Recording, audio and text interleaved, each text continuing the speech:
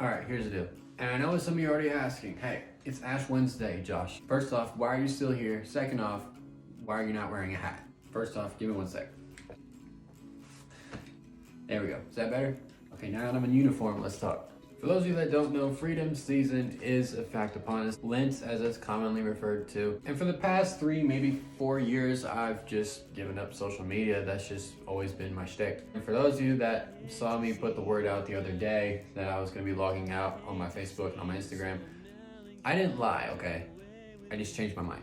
Upon evaluating myself and just my entire perspective on this season, analyzing what I think it means for me, don't ask about this football. I fidget with it when I have writer's block. It's just here. Let's not talk about it, please. Reacquainting myself with what this season of Lent is, what it represents, and the essence of what it means for us as followers of Jesus and why it's important that we practice it.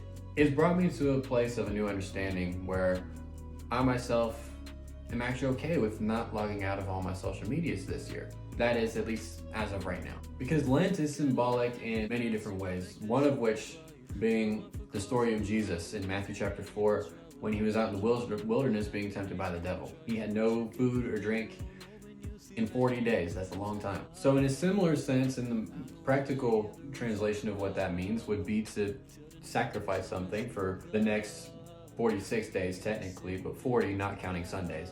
The practical thing to do from face value there would be to stop doing something. So it's common for people to give up eating meat for at least 1 day a week. And because it is the 21st century, it's not uncommon to give up social media. Let's not forget, context matters. Jesus was out in the wilderness being tempted as preparation for taking his ministry public over the next 3 years before he was ultimately crucified and then resurrected, of course, which is why we celebrate Easter.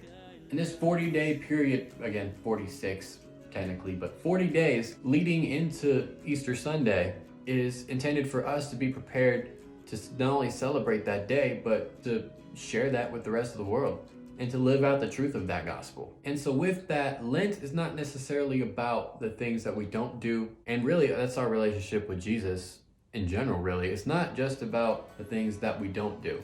It's just as much, if not more so, about the things that we actually do.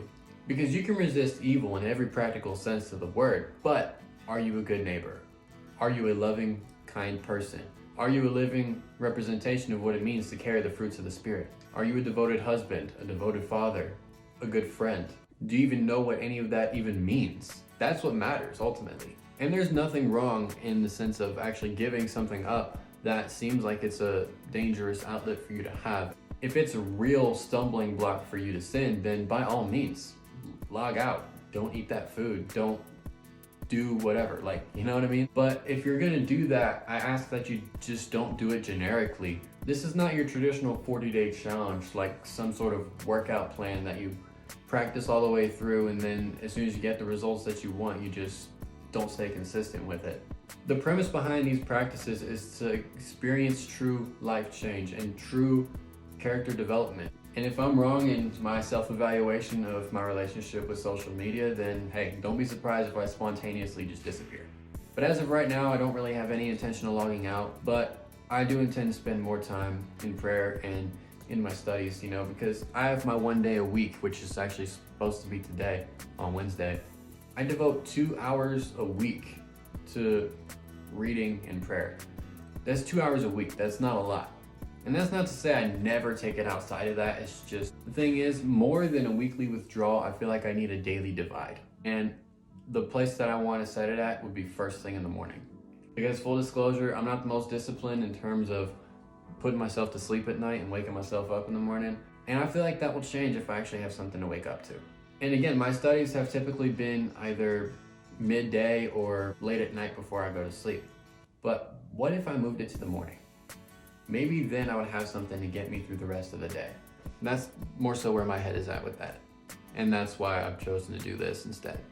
So yeah, happy Ash Wednesday. Whatever it is you're doing for Lent, that is if you're still here, of course, to tell me about it. I'd love to hear from you.